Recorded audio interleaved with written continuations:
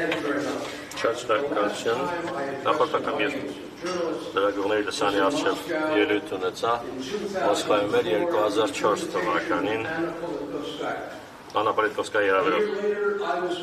մի տարի անց ինձ ձերբակալեցին, 2 տարի անց անային սպանեցին։ Հույս ունեմ, որ այս հրավերը որևէ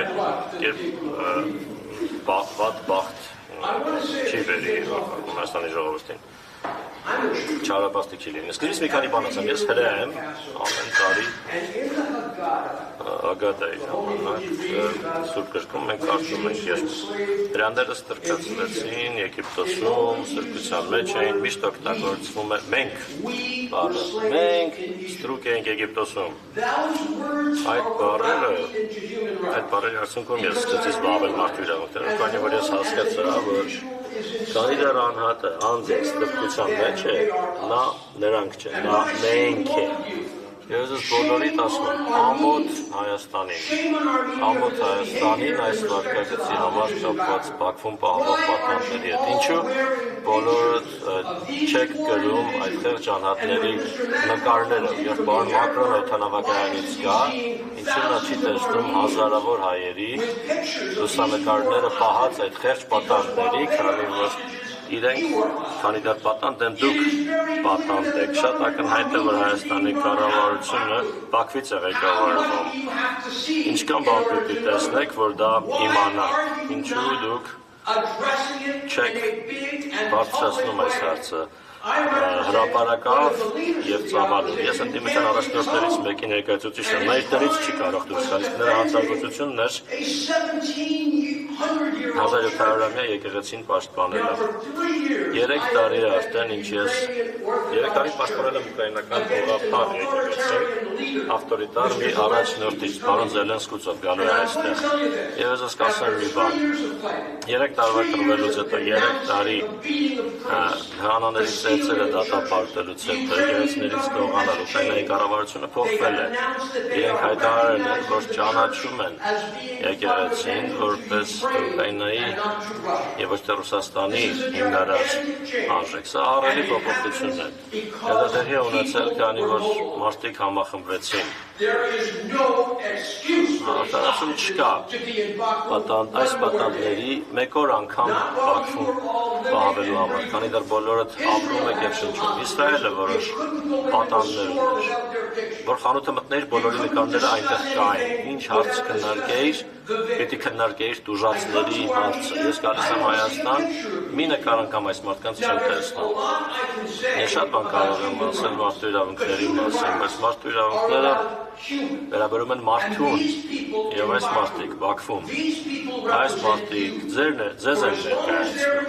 քանի դեռ իրենք բանտում են, դուք եք բանտում, դուք չեք կարող արտահայտվել, դուք չեք կարող ունենալ կառավարություն, որը ձեր շահերի մասին հոգ կտանի, քանի որ այս կառավարությունը ձեր շահերի մասին հոգ չի տանում։ Իրենք բանտարկում են ընդդիմությանը, իրենք ոչնչացնում են եկեղեցին, իրենք ձևացնում են, թե անկախ են, և մենք բոլորս գիտենք, որ իրենք անկախ չեն, բայց դուք նստած եք այստեղ և հյուրընկալում եք Եվրամիությանը, որ շատ լավ բան է։ Սլավի անունից կարող եմ ասել, մենք չգրկաբաց ընդունում ենք Եվրամիությանը և Եվրամիության սկզբունքները, բայց ինչ մեկը խնդրում եք ինձ ասեք Եվրամիությունը որտեղ է։ Ես ուզում իմանալ այդ մարդիկ ովքեր են, որ ձևացնում են, թե իրենք Եվրամիությունն են, որովհետև Եվրամիությունը ստորագրել է Հայաստանի հետ համաձայնագիր, որում ասել է ամեն ինչից վերև իրավունքի գերակայությունը պիտի լինի։ Լուրջ եք ասում։ Ինչ եք կարել Հայաստանին օգնելու համար իրավունքի գերակայության հարցում, ինչ եք դուք կարել ոսկի ազատության հարցերում, և ես ձեզ ասեմ, որ սա պարտադիր համաձայնագիր է, ու մենք ունենք դատարանում իրավունք ունենք Եվրամիության դեմ հարձակվելու, որ նա չի կատարել իր համաձայնագիրը Հայաստանի հետ մարդու իրավունքների առումով, իսկ մենք ոչինչ չենք անում, ընդամենը ծածկում ենք դա, ծածկում պարտակում, սա կարող չական բան է այս ամենը չմոռանանք։ Եվրամիությունը դարես Մոլդովայում իրենք նույնը անում են ամենուր, իրենք օգտագործում են ռուսական սպառնալիքի գաղափարը, ես չեմ հերքում սպառնալիք կա, բայց կա նաև ադրբեջանական սպառնալիք, բայց ամենամեծ սպառնալիքը ազատության համար Հայաստանի ներսում է։ Ինչպես չեք ասում ես մարդկանց, ասեք Փաշինյանի հետ, նա արդեն իսկ աղավաղում է ընտրությունը, մարդկանց բանտարկելով, հատուկ աշխատանքային խումբ կա այստեղ Եվրոպական միության, որը սոցիալական ցանցերի ալգորիթմն է փոխելու, որ ընդդիմության գործերը փչացնի, ինչ-որ հիբրիդային խմբի հիմքով, որը 28 էջանոց հրահանգներով է աշխատում և ոչ ոք իրավունք չունի այդ հրահանգները տեսնել։ Իրենք աշխատում են Հայաստանի ժողովրդավարության դեմ և մենք դա գնահատում ենք որպես ժողովրդավարության փառատոն արժևորում։ Հայաստանը չի կարող հանգիստ նստած մնալ։ Իրենց մարդիկ էթնիկ զտման են ետարկվել, իրենց առաջնորդները պատանդ են Եվրամիությունը իր իսկ սկզբունքներին հավատարիմ չի մնալ և այս պատանդների լուսանկարները չկան։ Որտեղ են այդ լուսանկարները։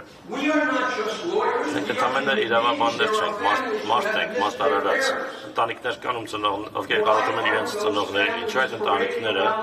շքերթ հիմա չեն անցկացնում փողոցներում, որև Եվրամիության հետ բարձրաշնորհ պաշտոնյաները կան,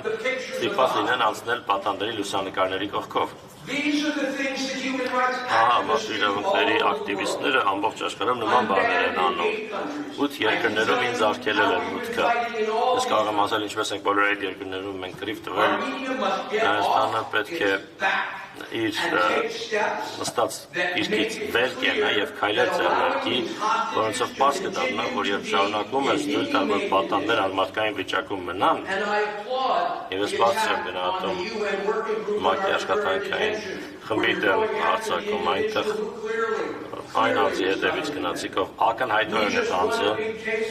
անկախ չէր։ Նույն այդ մարմնի կազմում մենք վերջերս Տանզանիայի դեմ մի գործ շահեցինք, մի գործ էլ շահեցինք Ուգանդայի դեմ, Ուգանդան ու Տանզանիան համագործակցության կազմակերպությունից դուրս էին շփոթվելու։ Շատ բան կարելի է անել, դատարան գնալու զատ, շատ բան որ կապված է մարդու իրավունքների հետ, ազատության հետ, կրոնի ազատության հետ, ձեր կյանքի ամենակարևորագույն,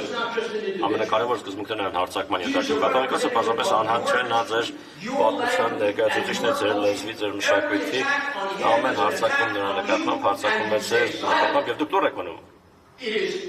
Դա անընդունելի է։ Այսպես չէ, որ պետք է մարդու իրավունքները պաշտպանել, որ Սիրանուշի և մի քանի այլ իրավաբաններ միայն դա անեն։ Պետք է խաղաղ օրենքի շրջանակում դուրս գանք փողոց և երթեր անցկացնենք և լուսանկարները տանենք և ցույց տանք աշխարհի առաջնորդներին, որ մենք չենք նստելու, երբ մեր եղբայրները և քույրերը պատանդ են պահում այլ երկրներում։ Քաղաքական փոփոխությունը այդպես չէ, որ տեղի է ունենում։ Ընտրություն տեղի կունենա այստեղ 1 ամսից։ Որ աշխարհում կարող է այս միջոցառումը, որ հիմա Երևանում տեղի ունի, որ աշխարհում կարող է սա չհամարվել քաղաքական միջամտություն, որ աշխարհում սա չի հակասում իրավունքի բոլոր կանոններին, որ աշխարհում չենք ասի, դե Մոլդովայում արել են նույն ձևով, միգուցե ծրագիր ունեն, փորձում են ընտրությունների արդյունքի վրա հասնել։ Իրենք Փաշինյանին ուղարկել են միլիոնավոր դոլարներ, որ աղավաղեն ալգորիթմը։ Իրենք աշխատում են միայն գործող իշխանության հետ, որևէ տապանձիկություն չկա։ Իրավիճակը շոկային է։ Ու մենք ցանկանում ենք, որ Եվրամիությունը գրկաբաց ընդունի Հայաստանը, բայց Եվրամիությունը նախ եւ առաջ գրկաբաց ընդունի իր իսկ սկզբունքները, օրինակ իրավունքի գերակայությունը։ Ես մամլոասումիսով հանդես կգամ մեր ուսումնասիրության փաստաթուղթն հրապարակվել, այն շատ ծավալուն է, թե Եվրամիությունը ինչպես է խախտել իրավունքի գերակայությունը։ I want to thank you for allowing me to speak. I'm going to shut up now because Երկար չեմ խոսի, ես վստահվեցի, ռեպրեսեցի, ամեն ինչ նկարագրեցի, անիշի միջով անցել են իրենք և իր ստարտները, հերիք և ավարար է, բազմաթիվ են ահավոր հասարսոր պատմությունները Հայաստանում կապված Արցախի հետ կապված ազատազրկված այս մարդկանց հետ, քանի որ ազատազրկումը շարունակվող նվաստացումն է Հայաստանի ժողովրդի սխմում, որպեսզի իրենք ենթարկվեն, որպեսզի ընդունեն